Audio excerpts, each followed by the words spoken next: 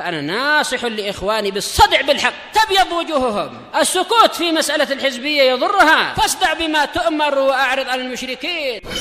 سلامي على دماج ورجالها والشيخ يحيى ودار العلم يا سعد بانيها. بسم الله الرحمن الرحيم.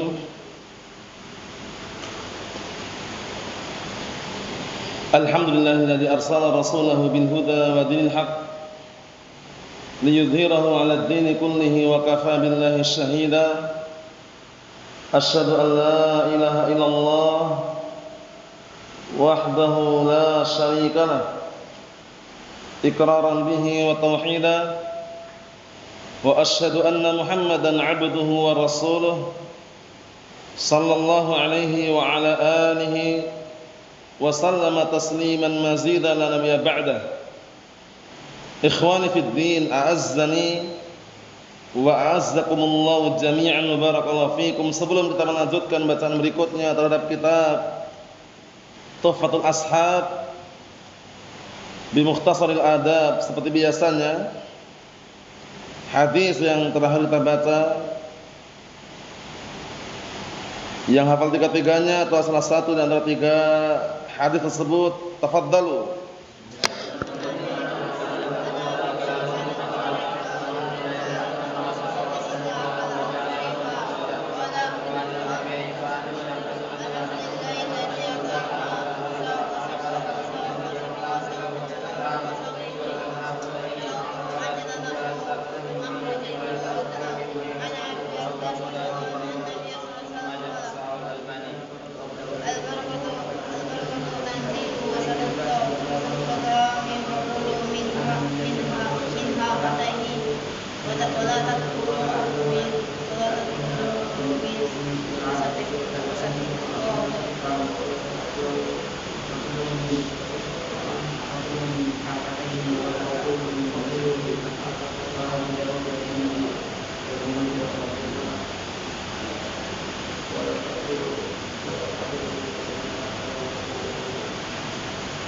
Na'am, asantum barakallahu fiik, a'anakumullah.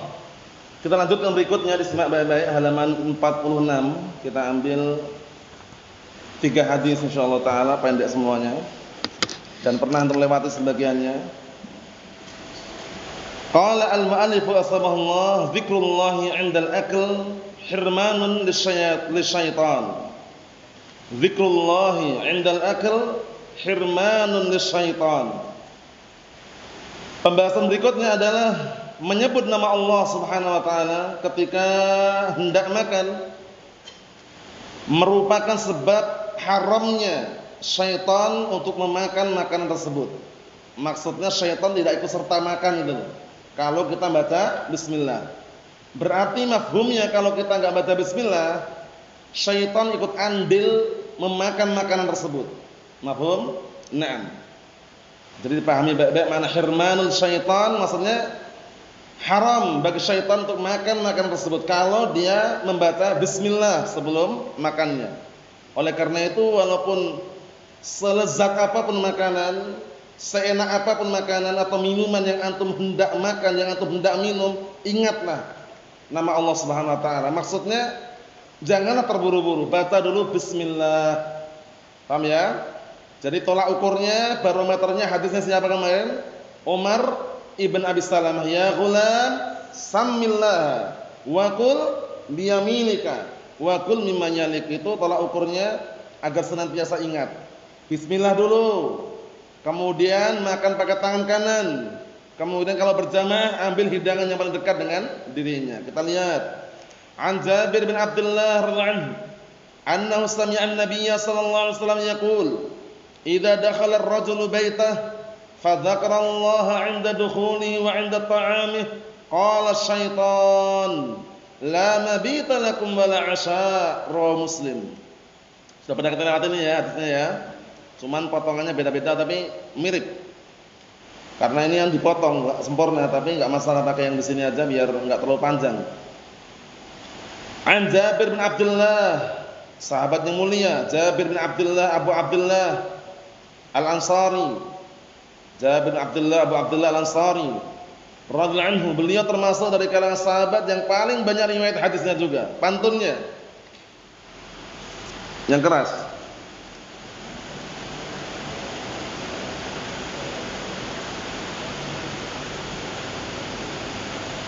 Naam. Wal muksiruna fi riwayatil athar Abu Hurairah tajali Ibnu Umar wa Anas bin al-Habr al-Khudri wa Jabirun wa zaujatun Nabi Jabir bin Abdullah Al-Ansari radhiyallahu anhu. Beliau sahabat yang mulia dan keutamanya tidak asing lagi. Di antara keutamaannya yang masyhur adalah saat itu beliau menikahi seorang janda bukan karena maksud yang buruk, tapi maksud yang baik agar bisa mendidik saudari-saudarinya Jabir bin Abdullah. Karena waktu itu bapaknya Jabir bin Abdullah ini ketika meninggal dunia itu meninggalkan anak perempuan banyak. Sehingga kalau seandainya Jabir ini menikah dengan gadis, itu mungkin gadis belum pengalaman punya anak.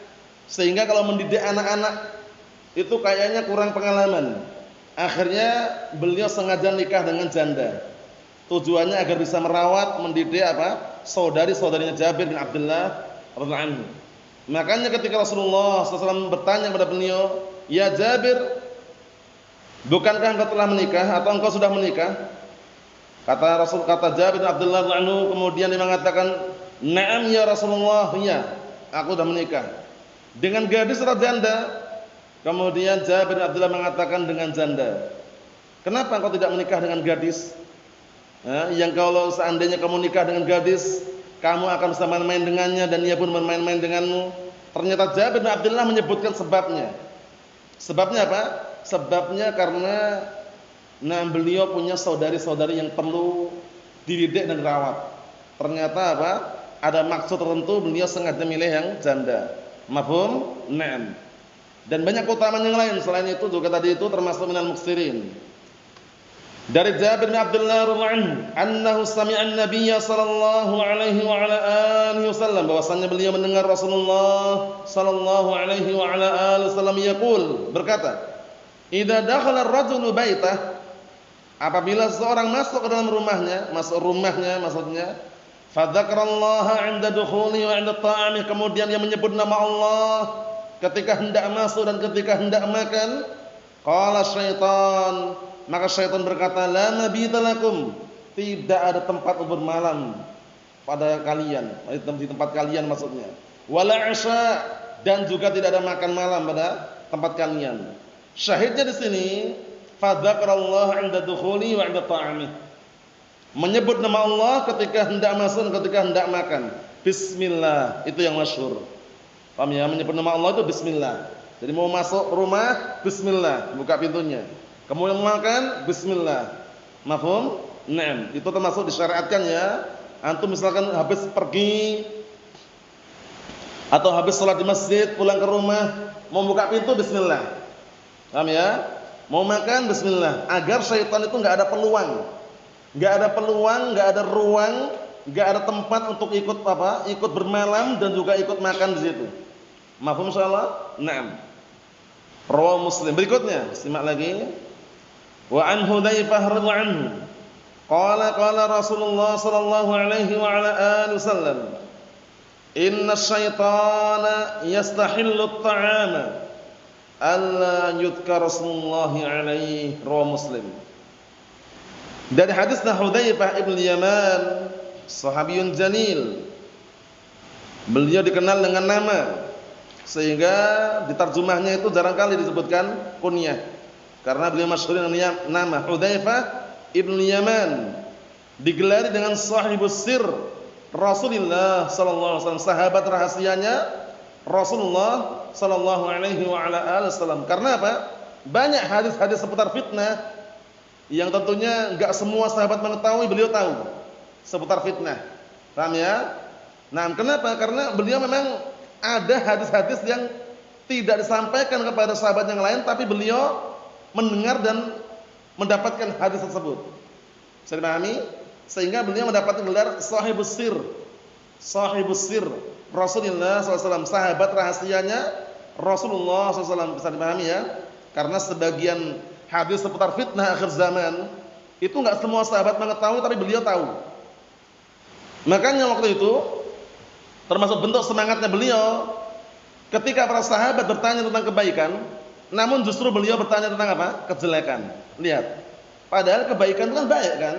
Tapi Hudzaifah bin Yaman radhiyallahu anhu sengaja bertanya tentang kejelekan. Kana ashabu Rasulillah sallallahu alaihi wasallam yas'alunahu 'anil khair wa ana as'aluhu 'anil syarr makhafatan an yudrikani. Lihat itu. Dahulu para sahabat Rasulullah SAW mereka bertanya kepada beliau alaihi salatu wassalam tentang kebaikan, sedangkan aku bertanya kepada beliau tentang kejelekan. Lihat. Kenapa kira-kira? Kenapa Hudzaifah bin Yaman radhiyallahu anhu bertanya tentang kejelekan? Makhafata an yudrikani. Lihat. Karena khawatir, takut kalau seandainya kejelekan menimpa diriku. Lihat. Jadi Hudzaifah bin Yaman radhiyallahu anhu beliau bertanya tentang kejelekan bukan untuk berbuat kejelekan, tapi untuk apa? Waspada dan berhati-hati. Oleh karena itu, pentingnya kita mengetahui perkara yang baik, kemudian setelah itu juga harus mengetahui perkara yang jelek.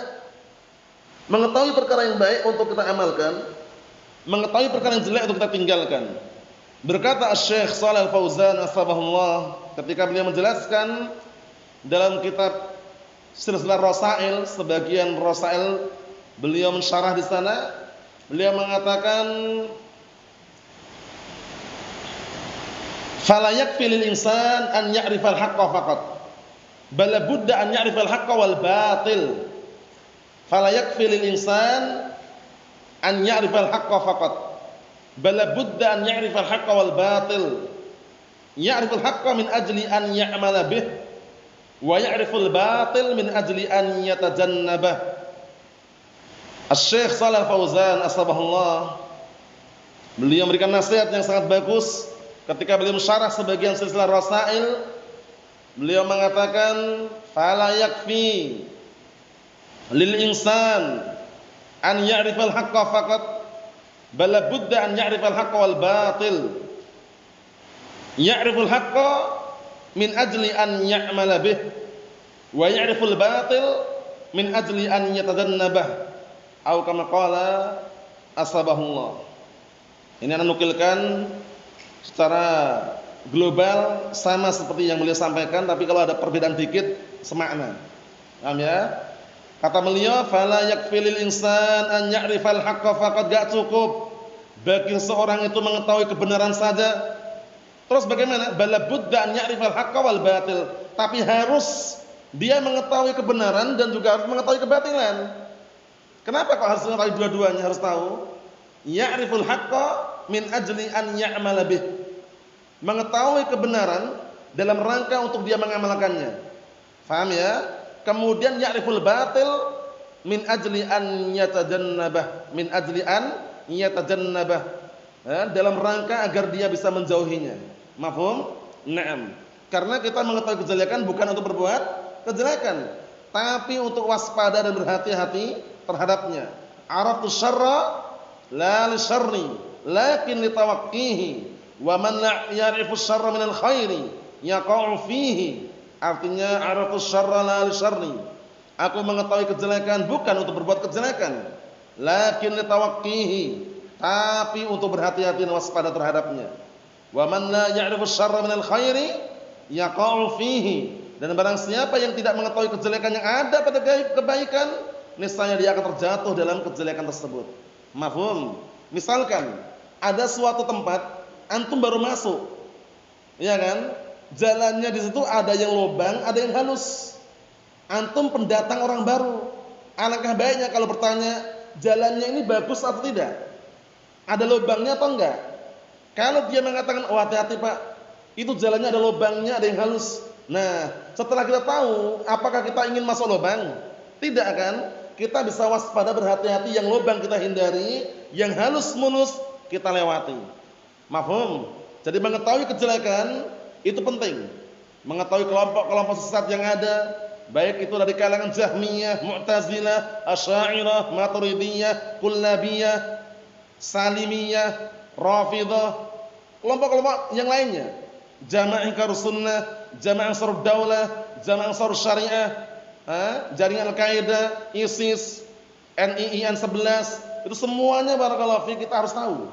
Karena apa? Agar bisa waspada, berhati-hati terhadapnya. Mafhum?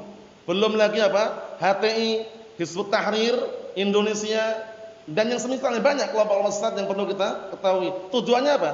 Untuk bergabung atau untuk berhati-hati? Berhati-hati.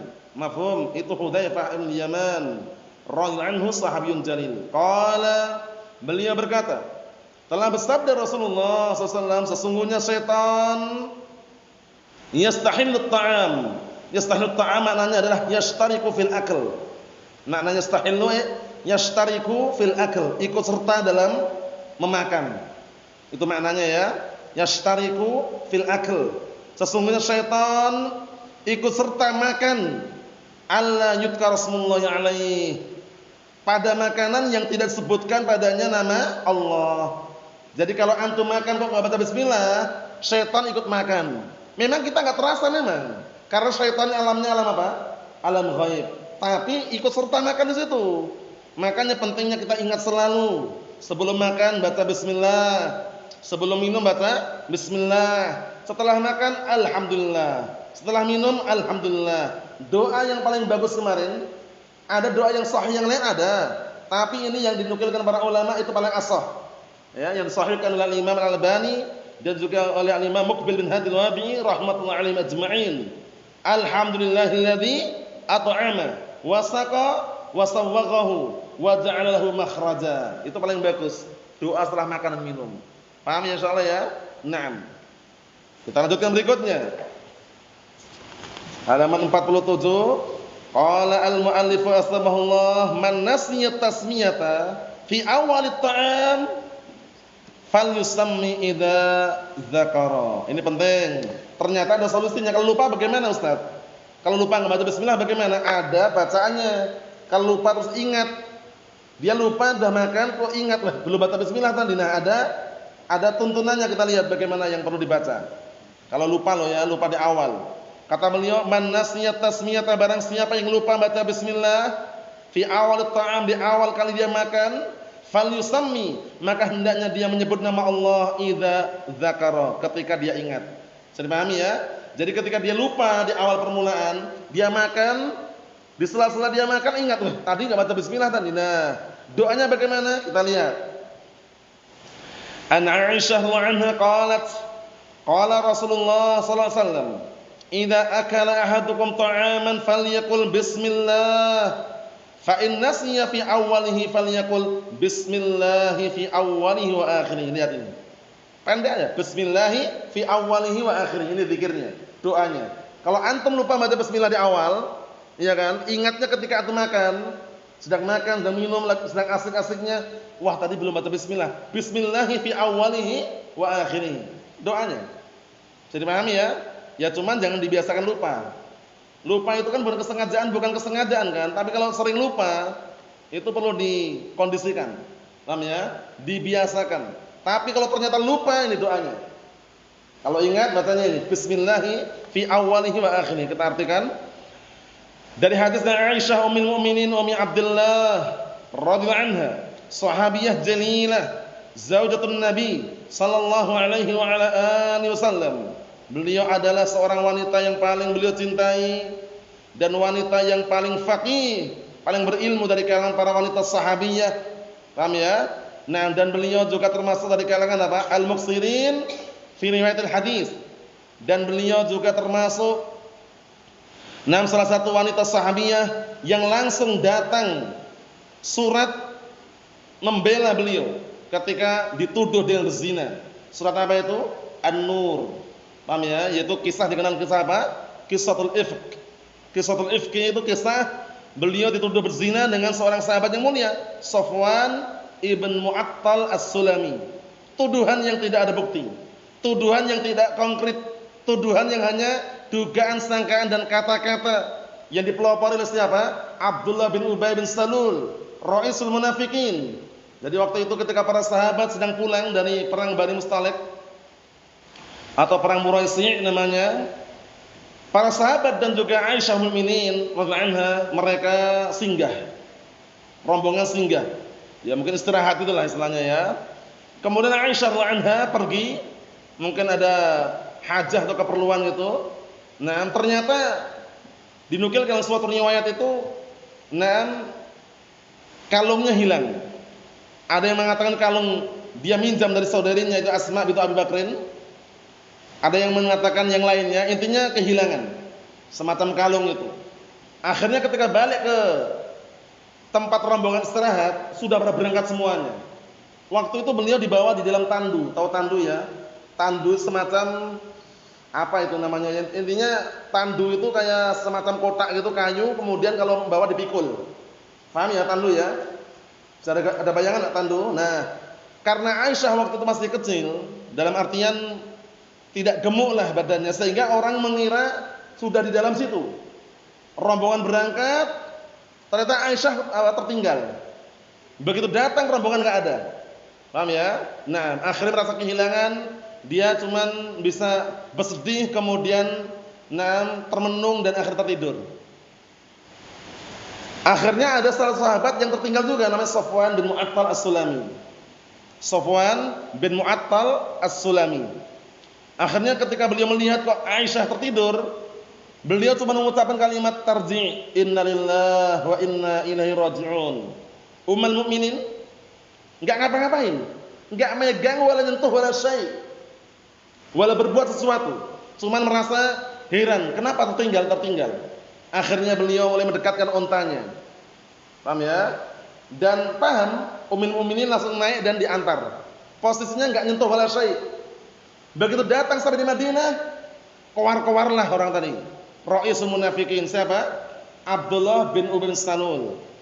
Ini bagaimana ini? Istri Rasulullah SAW kok tiba-tiba berdua dengan Safwan bin Mu'attal As-Sulami, disebarluaskan berzina, kata wa kata, banyak tuduhan. Sampai-sampai hari-hari tersebut hari-hari penuh dengan kesedihan. Rasulullah pun sempat apa? Sempat menjauh.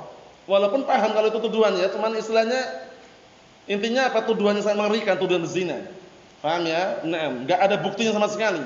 Ra'isul munafikin yang waktu itu pelopor utamanya Abdullah bin Ubay bin Salul. Mafhum? Padahal apa? Sama sekali tidak melakukan apa-apa. Yang diucapkan hanya kalimat tarji', innalillahi wa inna ilaihi raji'un. Ummul mukminin kaget. Safwan bin Mu'attal As-Sulami. Akhirnya apa? Allah Taala dengan berjalannya waktu Allah Taala bela dengan apa? Dengan surat An-Nur. Di sana terlihat kisahnya sama tafsirannya itu sangat mengharukan. Kalau enggak tahan bisa menangis itu. Karena tuduhan sangat mengerikan sampai Abu Bakar As-Siddiq, bapaknya saja, dan juga ibunya, barakallahu fiik. Nah, maksudnya ibunya Aisyah radhiyallahu anha, itu pun sempat sampai bertanya berkali-kali itu. Maksudnya benar atau tidak atau bagaimana? Paham ya? Kejadian itu kan menunjukkan bahwasanya fitnah, ya kan? Nah, karena yang bikin ulah ternyata apa? Orang-orang munafikun tadi itu. Dan mereka menyembunyikan kekufuran, menampakkan keislaman. Sedikit kisah mengenai Aisyah mukminin. Dan beliau ini dari kalangan istri-istri Rasulullah SAW, beliau yang dinikahi dalam kondisi masih gadis. Menikah usia berapa tahun? 6 tahun. Dukhulnya ketika usia 9 tahun. Aisyah mukminin. Itu pun ditakdirkan tidak punya keturunan. Karena semua keturunan Nabi SAW dari siapa? Khadijah bintu Khuwailid. Khadijah bintu Khuwailid. Dan dari salah seorang wanita, barakallahu, budak wanita yang dihadiahkan kepada Rasulullah SAW. Siapa itu? Maria Al-Qibtiyah. Dari itu aja. Paham ya? Nah, dan itu pun apa, barakallahu fiik, tidak ada satu pun dari Aisyah ummul mukminin radhiyallahu anha. Mafhum? Makanya disebutkan dalam hadis itu, dalam hadis yang sahih mengenai keutamaan Aisyah, fadlu Aisyah ala sa'ir nisa ka fadli ta'am ala barakallahu kasarid ala sa'ir ta'am. Itu lafaznya ya. Apa?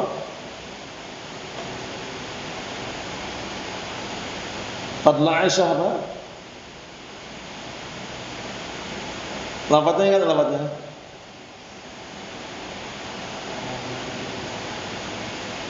Kafadli apa? Sarid ala sarid ta'am kan? Nah. Paham ya? Jadi keutamaan Aisyah dibandingkan wanita-wanita yang lain itu bagaikan apa? As-sarid. Nah, kasa'ir ta'am.